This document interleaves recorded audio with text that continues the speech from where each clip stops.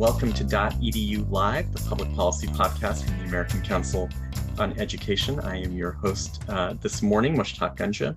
This is a very special episode of dotEDU Live. Regular listeners, viewers of this podcast know that this session is typically hosted by John Fansmith, Sarah Spreitzer. Usually we cover multiple sort of goings on in Washington. But in light of the Supreme Court's momentous decision last week, we decided to do a special show dedicated to admissions, college admissions, the court, and most importantly, what comes next for all of us. And to help us on this journey, we have two all-star guests, two people who have been involved in the legal fight around college admissions for years. So please help me welcome Madelyn Wessel and Peter McDonough. Madelyn Wessel is senior counsel at the law firm of Hogan Lovells, where she practices higher ed law. Madelyn is former general counsel at Cornell University, and she helped write with Peter ACE's amicus brief in the recent UNC and Harvard cases. And Peter McDonough, probably no stranger to many of you, is ACE's general counsel. Peter was general counsel at Princeton and has been a higher ed lawyer for decades. And we're blessed to have the two of you with us today because we have a lot to unpack. Now, we invited some questions from listeners in advance, and boy, did all of you respond. We received almost 100 questions in advance, and I've tried to bucket some of them in some broad topics and hope we can hit many of those topics now. But if you have questions that you would like to see asked, please put them in the chat. I will monitor, and hopefully we'll get we'll have a good discussion and be able to hit many of the topics that you all are interested in. I know that you are a smart and informed crowd, so we won't spend too much time going through the basics. Though I did want to recommend one thing in advance of this conversation. Just this morning, ACE put out an issue brief that Peter McDonough helped author along with several co-contributors, all-stars in the field. And I think we're about to put a link to that issue brief in the chat. So you might want to just have this sort of handy, either for reviewing during the podcast or potentially afterwards, because I just think it's terrific. It really boils down a lot of the important issues into one handy sort of 5-6 page brief. Okay, with all of that said, huge topics, let's dive right in. So, potentially, why don't we just start right at the top? So, Madelyn, what are the key elements of the court's opinion last week, and how have the legal standards applicable to admissions changed? Thanks, Mushtaq, and it's a pleasure to be here. As a former general counsel, on behalf of Peter and myself, I do want to make one kind of important point before both of us dig into our assessment of this case and the implications for our colleagues in higher education. And that comment is just that it's really crucial, I think, to work with your in-house counsel, or if you're currently working with external counsel, to be a tight ribbon with that team. These cases, the outcome here is going to cause some really significant changes in admissions practices. And as I think you'll hear, certainly in my view, has implications beyond admissions. But facts really matter, and your institution's culture and empirical reality, your institution's risk tolerance, all of those are really core issues that you've got to team up with counsel to resolve in implementing what comes next. So take all of our thoughts with the appropriate grains of salt, and be sure that you're working closely with your actual lawyers as you move forward in this kind of uncharted space. So with that caveat, the majority opinion was authored by Chief Justice Roberts, and he seems to have made a very specific point of not saying that the court was overruling 50 years of prior Supreme Court precedent when it came to higher education. But I don't think that's actually what happened here. De facto, the court did overrule decades of precedent in ruling against Harvard and UNC In my opinion, both Harvard and UNC had faithfully followed existing precedents set by the cases that came out of Michigan, Texas, and earlier the UC Davis case, Bakke. The trial courts in these cases also found, as a matter of judicial fact-finding after trials in both cases, that the universities had faithfully followed the prior precedent of the Supreme Court. But when it got to the Supreme Court, a majority of 6 decided no. And the way in which Chief Justice Roberts reasoned the case, I think, is very important for the tea leaves that it leaves us with in moving forward. On a fundamental level, I think what the court did was remove what had been a kind of generous special option for institutions of higher education in dealing with the principle of strict judicial scrutiny, which is a constitutional principle that has long been applied to uses of race by public actors to which the Constitution applies. It's also the case that the Supreme Court had found that Title VI, which is a federal anti-discrimination statute that applies to recipients of federal funding and therefore covers both private and public institutions, has been interpreted by the court as having the same interpretative standard of strict scrutiny as the constitutional standard under the 14th Amendment. So Harvard was subject to Title VI, UNC was subject to the Equal Protection Clause. Chief Justice Roberts basically says, we're just going to make this a decision under the Equal Protection Clause because Title VI is covered in the same way. And what the court did was say that the structure that had been applied for decades to institutions, which had given deference to institutional judgments around the compelling need for diversity and the appropriate means that could be chosen to achieve it, I think is gone. The court has come up with a decision that in very direct and almost brutal terms rejects the efforts that Harvard and UNC made to comply with existing law, and basically says any use of race in an affirmative context is going to be subjected to the same ruthless scrutiny that historic discrimination against individuals of color was subjected under the Constitution. So what are a couple of just key aspects here that I think are really important and will guide a lot of our thinking and work moving forward? So the first point, and one that Peter and I have talked about so much over the years, is that the Michigan cases, the prior precedent in admissions, basically said, okay, there's strict scrutiny applied to any use of race, but an institution can satisfy that strict scrutiny if it demonstrates a bona fide, serious, rich, and abiding commitment to diversity, and it is able to show that the means chosen to achieve that diversity goal of its student body are narrowly tailored and are fully justified because the institution has explored race-neutral alternatives and found that they were not sufficient to achieve that diversity goal.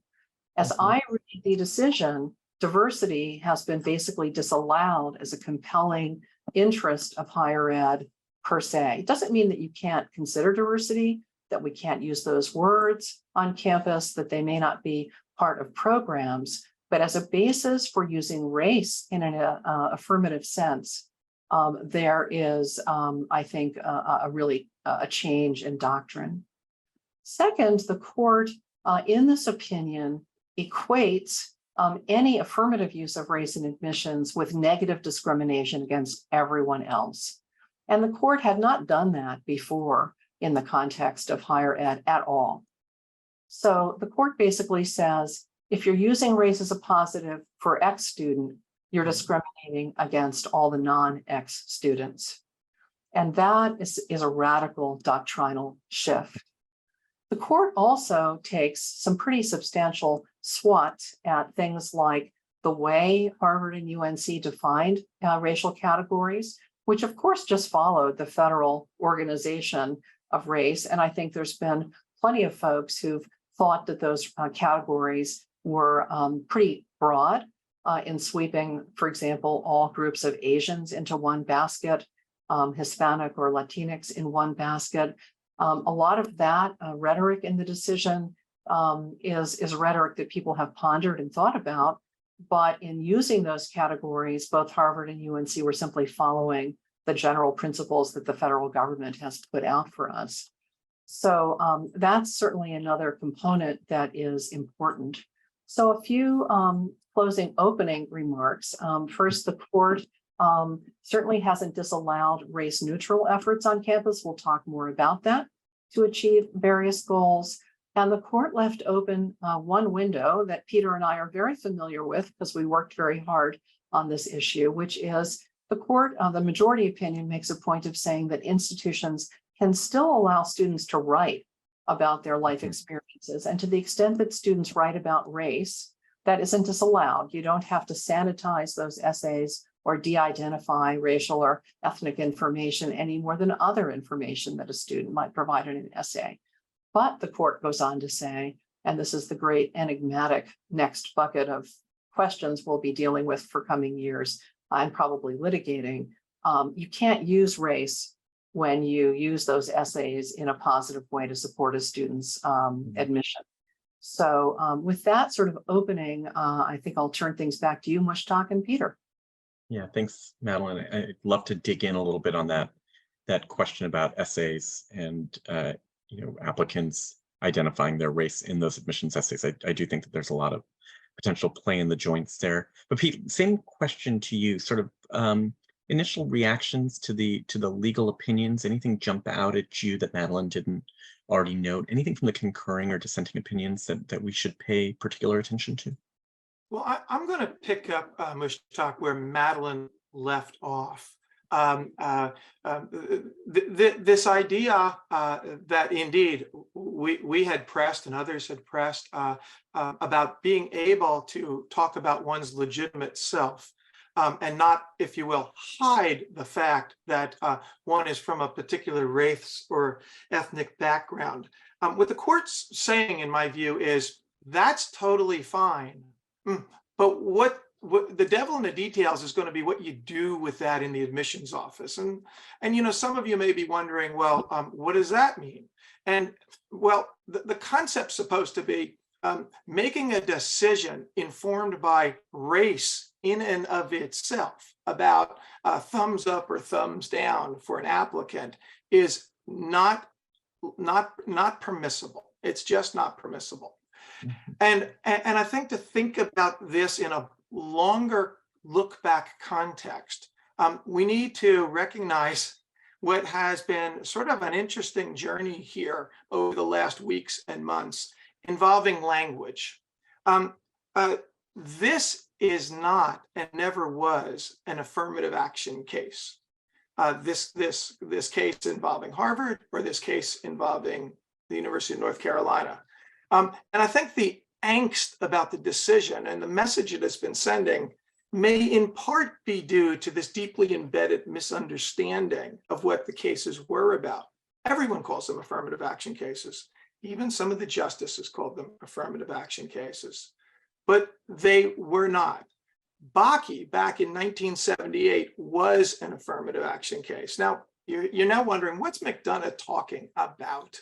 Well, affirmative action, reduced to its simple basics, is to lift up and enable a particular person, a particular group, let's call it an underrepresented group, or one that has been subject to historical or social discrimination, to make that the end in of itself, to help, if you will, level the playing field for that person, that individual. Bakke rejected that in 1978 by a 5-4 decision. Justice Powell, who's viewed as sort of the architect of the educational value of diversity as a justification for considering race or ethnicity in admissions, said that affirmative action is not permissible. That was the first basis that the University of California at Davis had argued to the Supreme Court. And Justice Powell sided with 4 other justices in saying, nope, affirmative action in that context doesn't pass legal muster. It's unconstitutional. But what is acceptable is to consider an institution's sense of mission, to consider an institution's autonomous sense of how to achieve that mission. And Justice Powell said, what I'm hearing is that institutions are seeing an educational value in a diverse student body, and we are going to embrace and accept the institutional articulation of that. Grutter in 2003 formally confirmed that. And fast forward to Fisher cases involving the University of Texas at Austin, did so again, but they previewed there what was going to happen last week. The court in Fisher, by a slim one-justice majority, had upheld the university's rationale for a diversity-associated goals and said, quote, they are sufficiently measurable to permit judicial scrutiny of the policies adopted to reach them, quote unquote, despite any numerical quota. The court went on to say that the goals are sufficiently measurable, including the destruction of stereotypes, the promotion of cross-racial understanding, the preparation of students for an increasingly diverse workforce in society, and the cultivation of leaders with legitimacy in the eyes of the citizenry. But Justice Roberts dissented. And Justice Roberts said that he said that the university's stated interests in diversity were not sufficiently measurable and were shifting as compared to those that had been articulated earlier. He found it unpersuasive, and he found that the arguments by the University of Texas at times less than candid about their embrace of this educational value of diversity. So this is the climate that led us to these decisions. And this is why so many observers believed that these decisions were sort of a fait accompli. But I'm emphasizing the distinction here so that as we all go off and try to digest and apply what we're hearing, we think about the case for what it is and the issue for what it is. It's about diversity and the educational value of diversity, institutional autonomy and mission. It's not about narrowly boxed affirmative action. So Pete, can I ask you a follow-up question there? So did the court rule that it was just sort of UNC and Harvard's particular admissions practices that were not measurable enough on this question of diversity? Or are they making sort of a broader ruling that diversity cannot be measured, and so no institution should try to sort of perfect or do a better version of what UNC and Harvard were doing? I mean, what's the takeaway here for our campuses? So courts, including the Supreme Court, take the record, the evidence, the facts as they are, and they rule on particular cases, particular issues with particular records. My view is this court said, Harvard and UNC, nope, you didn't accomplish it. I'll never say never, but boy, oh boy, if they couldn't accomplish it, given all of the effort and time and dozens of witnesses that they put up. And let's remember, trial court judges who presided over those trials and wrote detailed, lengthy opinions that said, yeah, they did a fine job. We believe in their articulation of the measurable educational value of diversity. This court said no. Could it ever happen? Maybe in our lifetimes? I agree with Peter, and I do want to make sure that people think through other aspects of the ruling, because I think I've never seen from the Supreme Court, certainly in the higher ed context, any decision in which it went on to also say that any affirmative plus of race in the context of an admissions holistic process invariably discriminates against others. The court uses this term zero-sum game in a way that we haven't seen before, I think, Peter. And that zero-sum game analysis, which the majority of justices signed on to, I think makes it hard to think through a manner in which any institution could meet the standard and continue to use race as an affirmative plus factor in the way that was permitted before. Madelyn, that zero-sum game language really jumped out at me too, in that it was as if the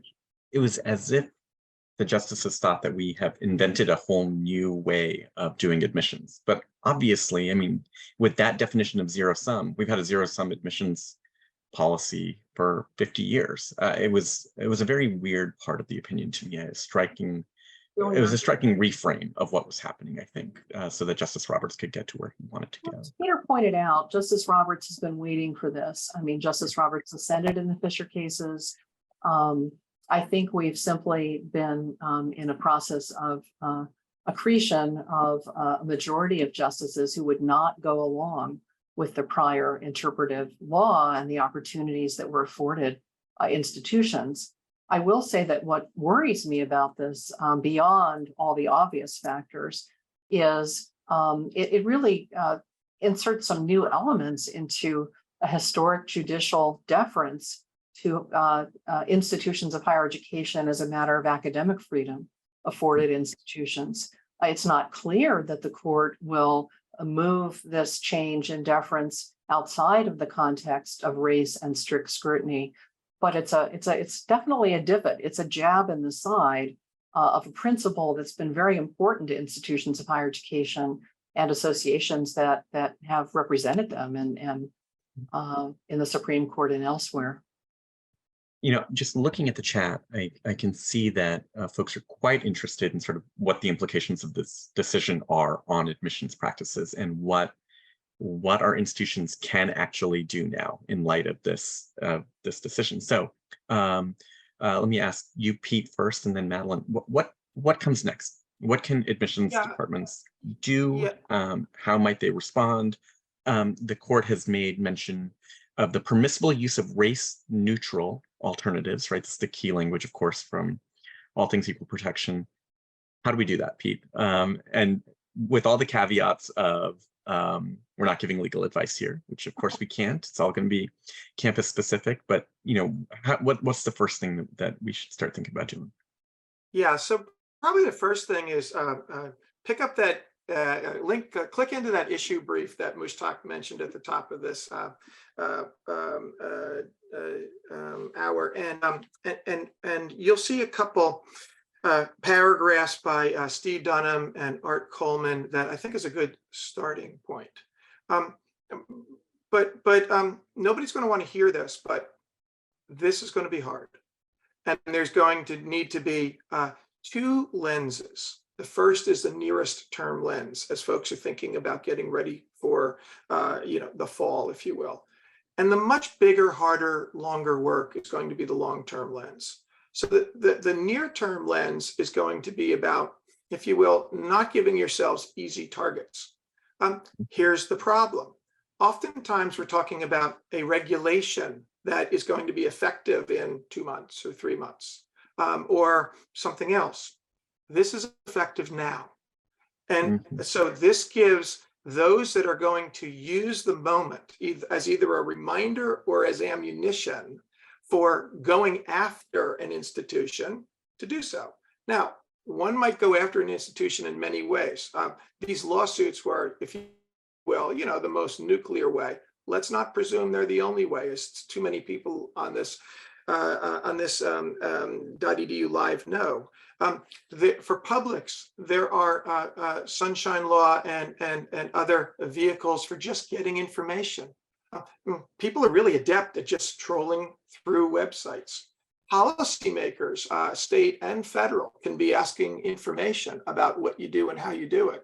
So the nearest term is take a look at what you say on your websites, what you say on forums, what you say in emails to each other. And don't have, if you will, an unforced error on your part. Create a misunderstanding of how you are proceeding going forward. And don't be presuming you're going to be able to say, well, it's summer, I was on vacation, we're really busy. I don't think anybody's going to care. And so, that just sounds like hard work. The longer term is going to be recognizing, and I'm going to presume almost all on this call do recognize, that your institutions and your institutional leaders believe just as much in not only the educational value of diversity, but the importance of opportunity. And you believe just as much in it today as you did 2 weeks ago. And being able to figure out how not only to say that with words, but with actions is going to be the longer term game. And it's going to be, as Madelyn said at the top of the hour, very, very fact specific and institution specific. Some of you are going to be in just frankly different risk areas. You might be in a state that is different than another state. You might have resource challenges in terms of money available. You might have other things going on. Some of you may say, this is the most important thing we have to do, and we're going to lean into it as #1 task for the next 3 years. So I wish I could give you, the 5 things to do, the cheat sheet, if you will. But, that's my high level in the week after answer, Mushtaq. And Madelyn, I just want to follow up on one quick thing that Peter said, which was that our institutions and the folks on this call believe in the importance of diversity on their campuses just as much today as they did 10 days ago. What did the court say about our institution's ability to have diverse campuses still be part of our mission? Is that still permissible for us to do? Sure, I think it's absolutely still permissible. And I'll drill a little bit deeper into some of the what can we still do issues. I've been working with some clients for months on these issues, and actually all of us have been working on these kinds of issues, race neutral kinds of measures, because the Supreme Court said you have to consider them as part of any use of race. You've got to show that race neutral measures standing alone are not sufficient to achieve your goals. So the record in these cases is replete with a lot of discussion of the different kinds of race neutral measures that many have explored. And actually, I would specifically recommend that folks go to the Supreme Court website, grab the really fantastic briefs that were filed by the University of California and the University of Michigan, because they detail all the things those two big institutions have done in the interim since their states prohibited the use of race in admissions as a matter of state constitutions, and learn everything you can from what worked and what didn't work. And I want to say it's not the case that nothing else works. It may be the case that nothing else works quite as well or quite as efficiently, but that doesn't mean that all hope is lost here. There are lots and lots of things that institutions can and will need to explore, from obviously using other types of measures, socioeconomic measures, first gen, urban, rural status, feeder schools that are obvious and intuitive choices, to more subtle things that may support and help diversity.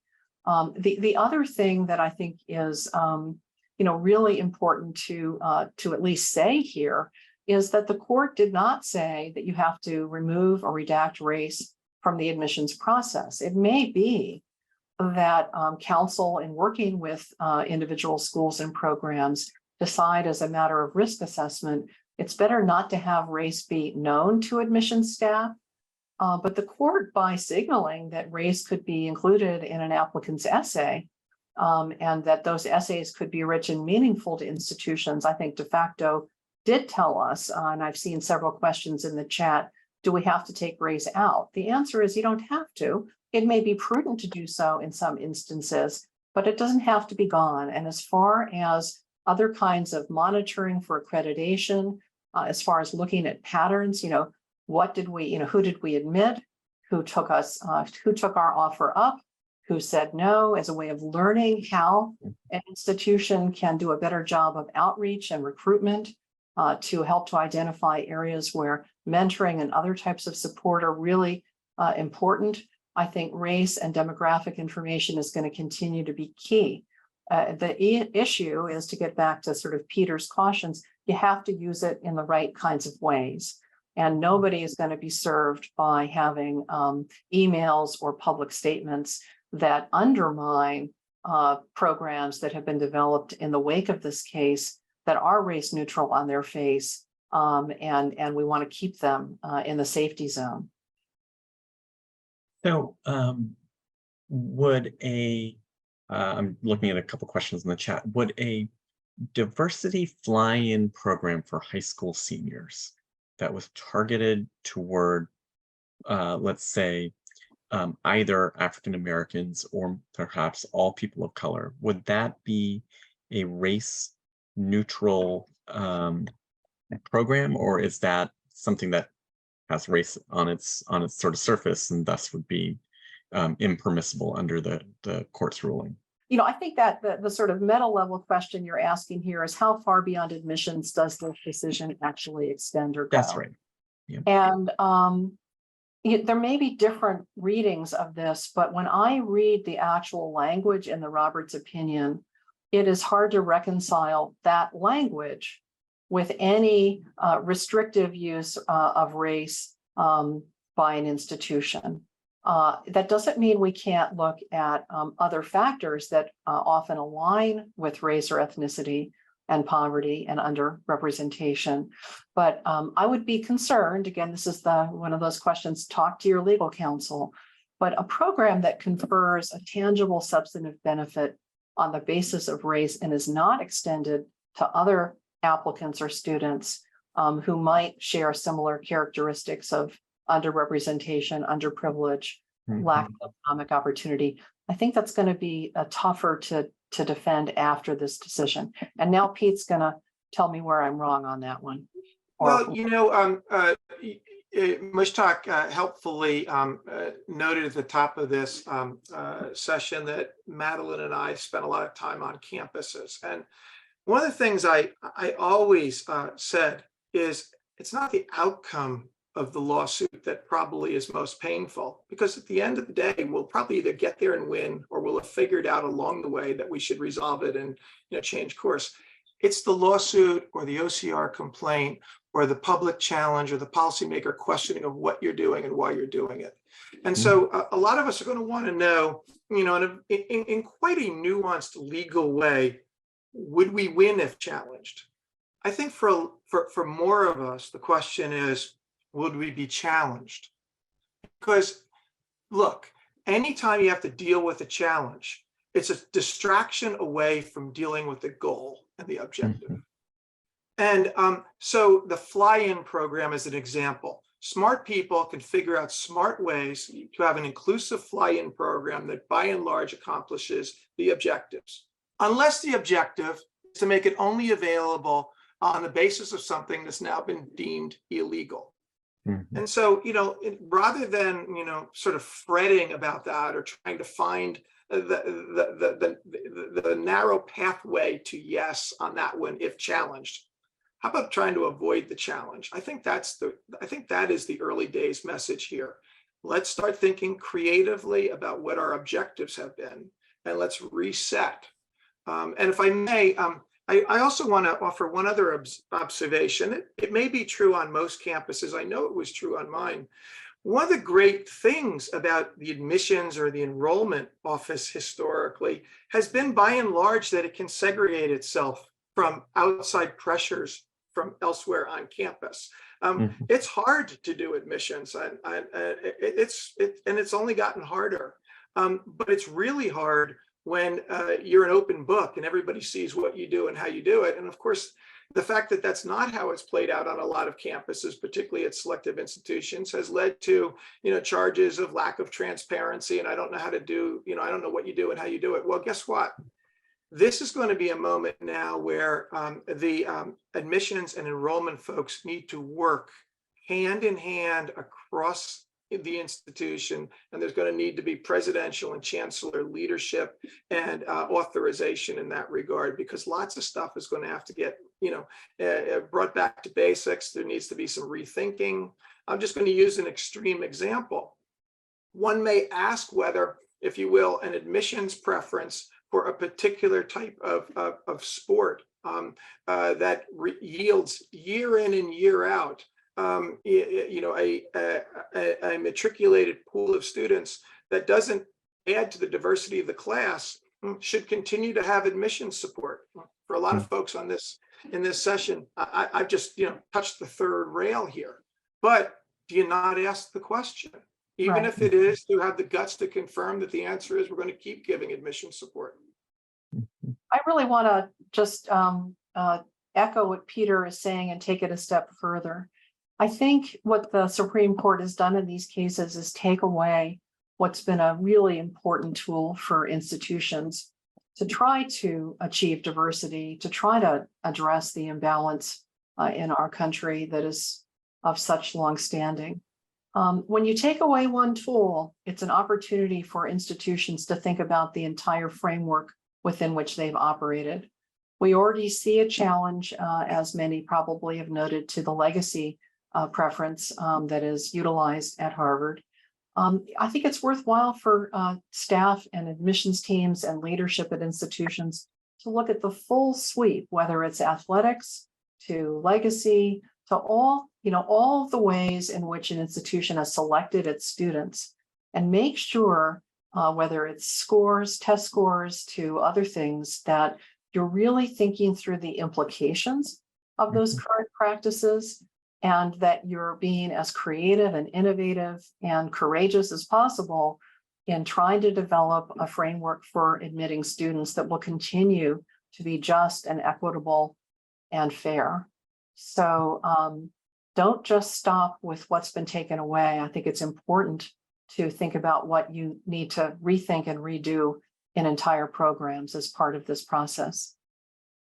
I'd love to circle back to that legacy question if we have time.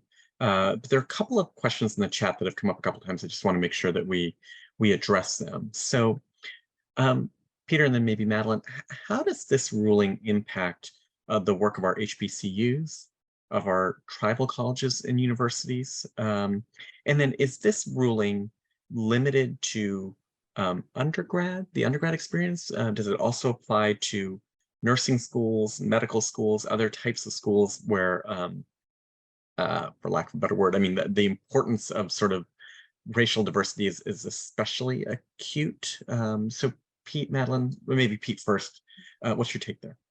Well, why don't I take the latter, and Madelyn, if you would, you can take the former about tribal colleges and HBCUs. So yes, this ruling, from an evidentiary standpoint, was based upon undergraduate admissions. But the decision, the law that we now are living by, if you will, needs to be applied to all programs or activities in the admission space. And I think, fairly stated, if you're going to follow my let's avoid being a target approach, or if you're going to put it into the risk, assessment, most other, maybe all other programs or activities on campus. But boy, oh boy, graduate admissions is sure a close cousin to undergraduate admissions. And let's not forget that in the Michigan cases, there were two. One was about undergraduate and another was about graduate. And let's not forget that the original case in this line, Bakke, was about med school admissions. So yes, think of it together. And many folks listening in here are now scratching their heads again, and they're going, "But wait a second, you know how applications to PhD programs work? It's not like undergraduate admissions. It's different. These are very unique, almost one-off admissions processes sometimes." And then others are listening and saying, "Yeah, I'm not in my business school. It's very much like undergraduate admissions, but we really don't care whether somebody can throw a football 50 yards." The principles are going to be the same. And so, the concerns are the same. The near-term objectives of taking a look at the websites, taking a look at what's being said on forms, even intra-office forms at the graduate level, same. Boy, oh boy, Madelyn and I had fun talking to faculty on campus. It's one of our great pleasures. And as we look back, faculty are going to need to be able to, take some of this in, because particularly at the graduate level, faculty might be more involved, much more involved in admissions than at the undergraduate level. So having some, shared grief, if you will, with faculty and others, and then getting the sleeves rolled up about, well, okay, what do we do about it to still achieve our objectives and goals is going to be really important. And it's probably going to be a different set of conversations and different approaches than with the undergraduate admissions team. Yeah, that's really helpful, Peter. Madelyn, before I turn to you on this question about HBCUs and TCUs, I'm just going to note that we're at 1:40 Eastern, but this conversation's rich. You have a lot more to get to. So I'm going to suggest, if it's okay with you, Peter and Madeline, that we extend this till for the full sort of hour. And if participants want to hang with us for a little bit longer, we would love to see you. So Madeline, the question on HBCUs and TCUs. I'm glad to. And obviously, Peter and I and lots of others could probably spend the next 10 hours talking about this, and we still wouldn't have figured out the answers to many of the incredibly great questions that participants have posed.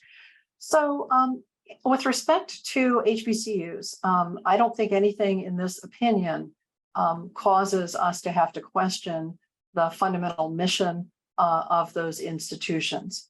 And HBCUs don't discriminate on the basis of race. There's no racial selection criteria that says non-Black students can't attend. And in fact, HBCUs are rich in their diversity. So I don't see an immediate impact in that sense on mission and focus of HBCUs.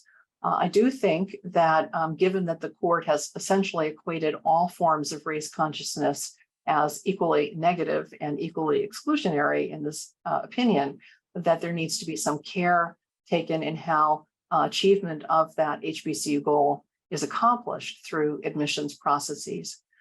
The court has not fully settled out on the issue of tribal status and rights.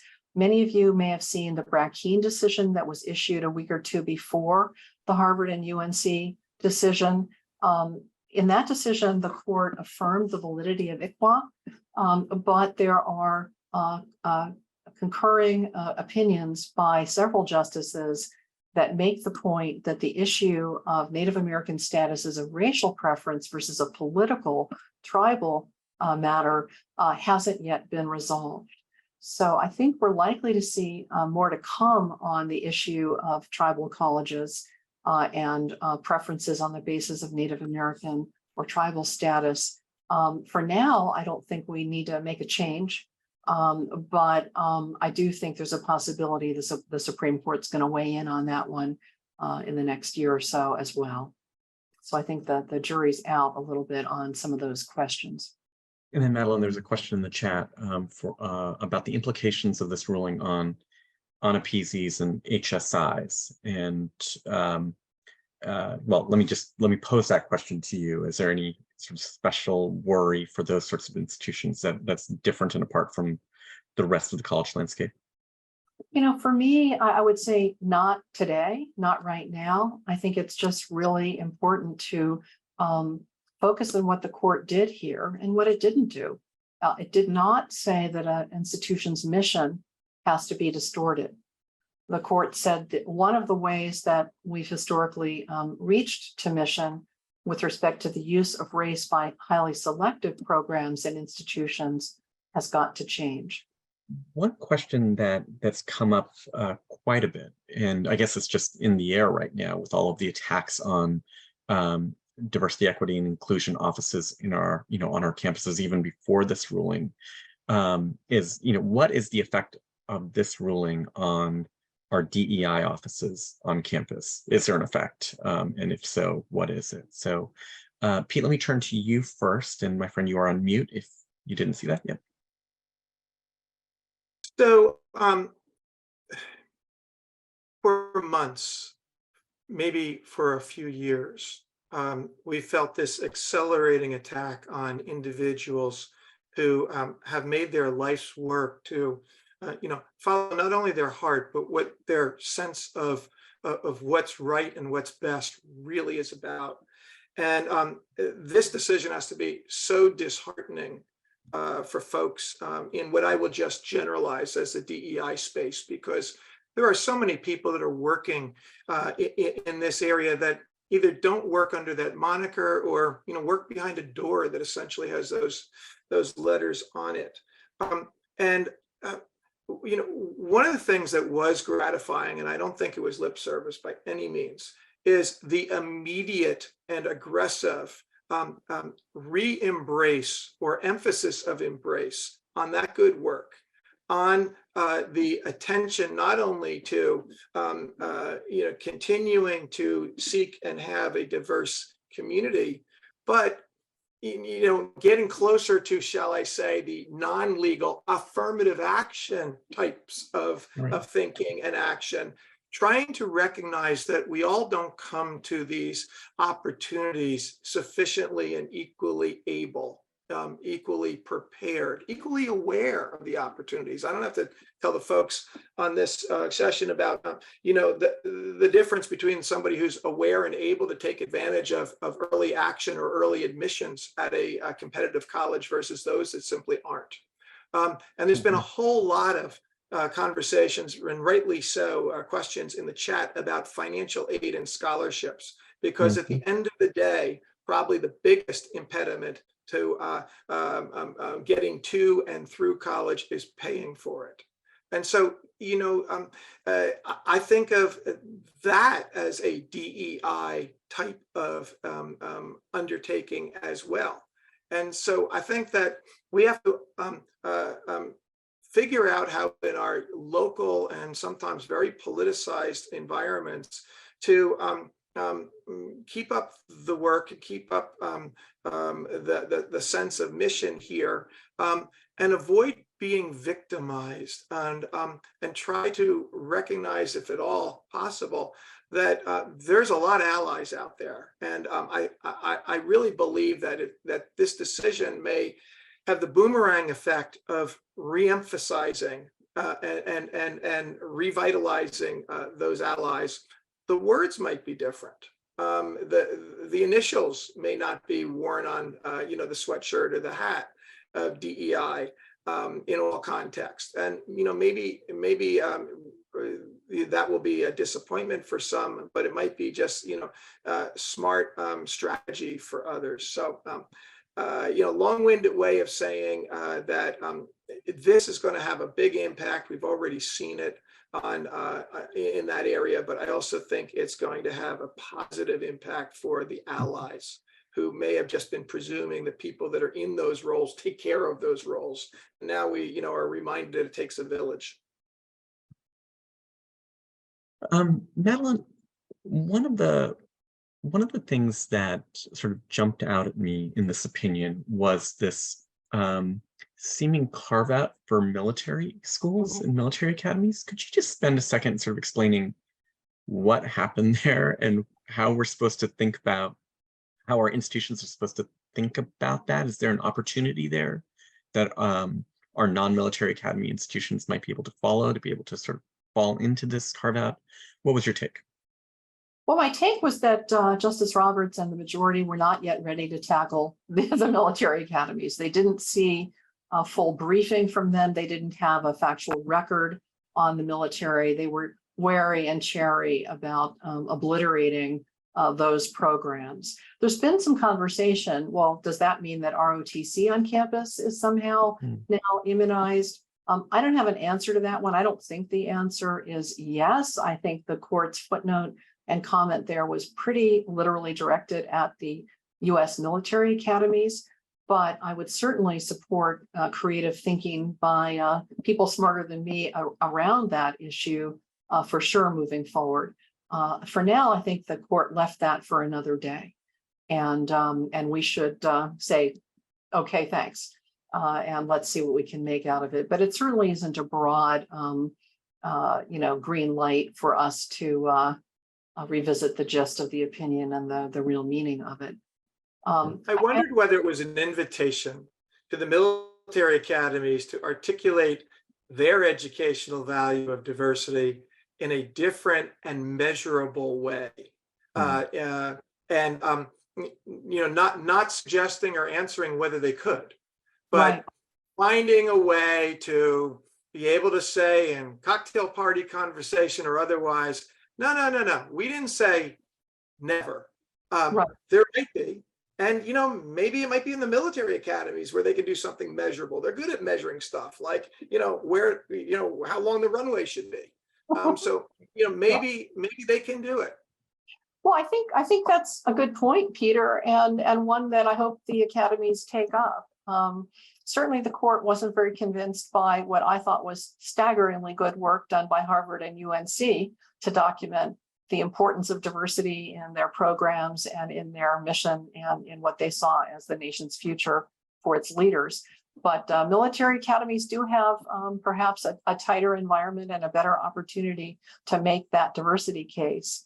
Whether they could also meet some of the constitutional standards around the use of race as a positive negative, I'm not sure, but I hope they try.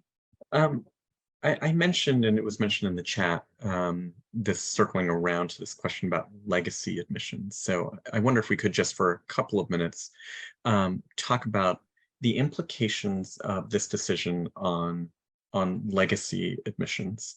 And then maybe just broadening that out just slightly, what do we see as sort of the next set of possible lawsuits or challenges, complaints that might sort of come down the line in the next few months, potentially next few years?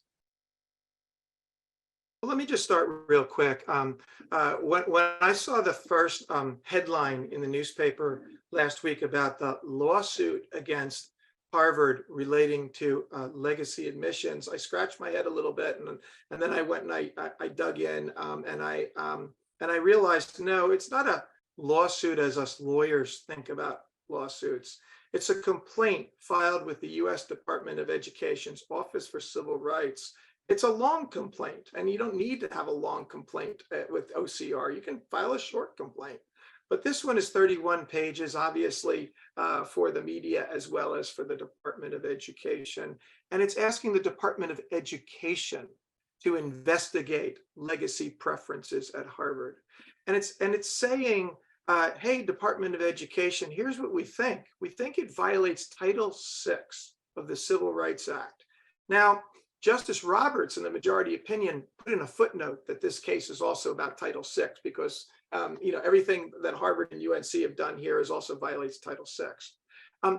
Getting back to the legacy case, the legacy complaint, if you will, to OCR, they don't say there was an intent here to discriminate. They say there was an impact here. It's called a disparate impact. It's another avenue, if you will, to prove discrimination. And a plaintiff cannot go into court by virtue of a Supreme Court ruling many years ago and herself assert a Title VI disparate impact claim against the university. But she can go to the Department of Education and ask the Department of Education and the Department of Justice to investigate that. And that is what has happened.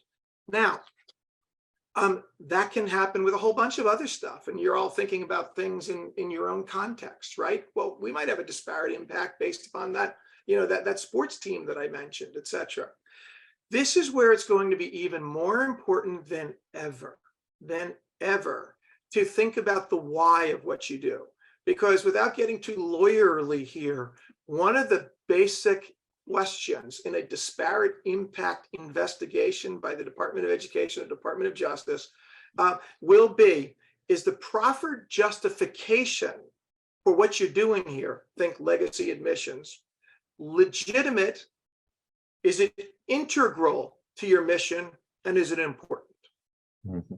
That's a legal analysis. And frankly, it pretty much aligns with how we ought to be thinking about a lot of this stuff on our campuses. Forget about the law, think about what we do, but get ahead of it. That would be my message. Yeah, I agree.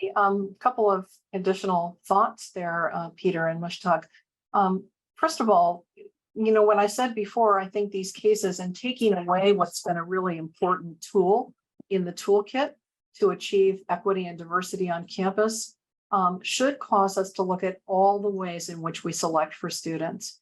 And we should be self-critical and we should be clear and candid with ourselves about whether there are mechanisms or criteria that are being used that have a disparate impact, that have a negative impact on students of color or on others who've had, by and large, less opportunity to come and participate in the enterprise of higher education or at our own institutions. It is a chance to kind of rethink the process and make sure that we have not permitted barriers to exist that inhibit and bar opportunities.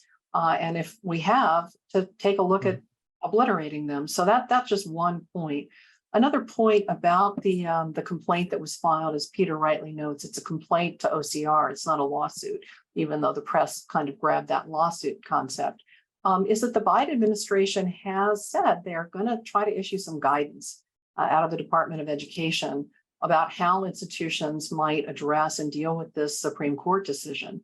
My expectation is that they're going to be thinking about that issue broadly as they think through the legacy questions, and that we may see some guidance coming out from the Department of Education in the coming months that at least give us some important things to think about. Yeah, and hopefully we might get some guidance that speaks a little bit to financial aid and scholarships. You know, there's a lot of understandable angst in the chat and elsewhere about that. Not a space on this in this session to talk about this in any detail. But remember, this is about choosing. Who do you choose? How do you choose? And why do you choose to do something that impacts somebody? If the choice is a race-based choice or a race-informed choice, problem, you know, there is a problem. And so there will be a lot of thinking that's going to have to go into how we, quote unquote, do financial aid in light of this decision. And targeting students for recruitment by zip code or by socioeconomic status, things that are race neutral, you read, at least as of this moment, as being broadly permissible. Yes, Peter and Madelyn? I absolutely do, Mushtaq. I think people have to be incredibly thoughtful and creative about using those tools moving forward. I would caution, getting back to an early point of Peter's, think about your public rhetoric when you do that, because the argument that you started a new program or initiative to achieve diversity is a tool that can be subject to that disparate impact play game as well. So I would say be thoughtful and mindful about how we talk about these initiatives, but be creative and be, you know, empowering to the great folks on campus who care about these issues and want to continue to be an embracing and open environment. Yeah, the phrase workaround should never be typed or used or spoken, or frankly, in one's head going forward. This isn't about workarounds.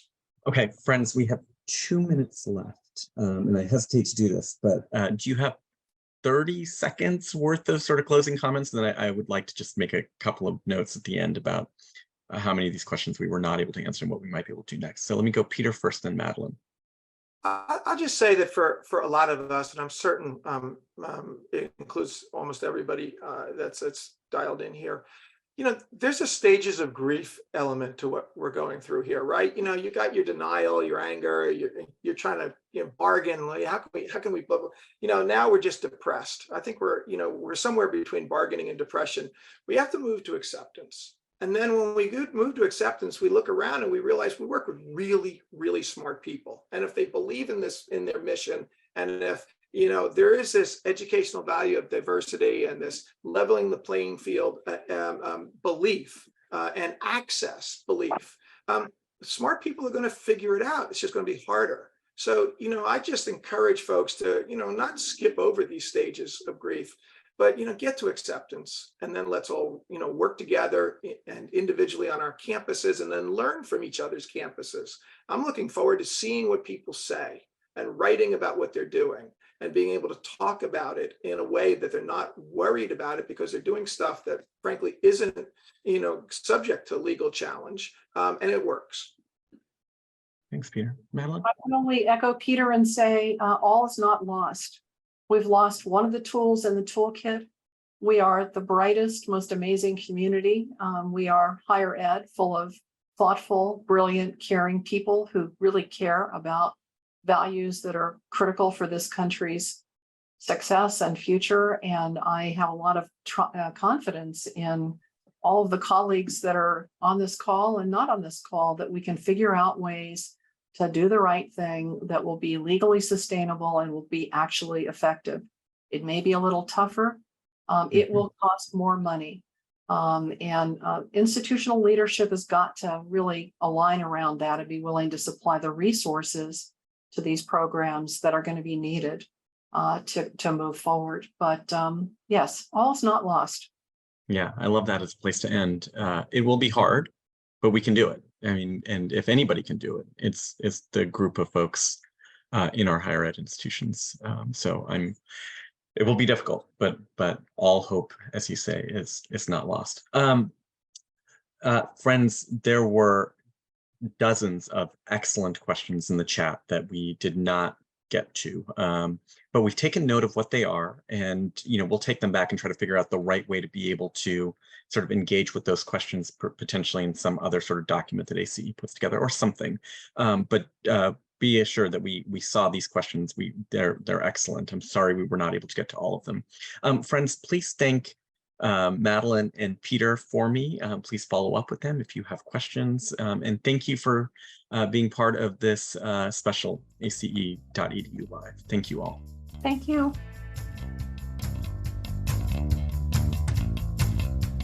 As always, you can check out earlier episodes and subscribe to dotEDU on Apple, Google Podcasts, Spotify, Stitcher, or wherever you listen to your podcast.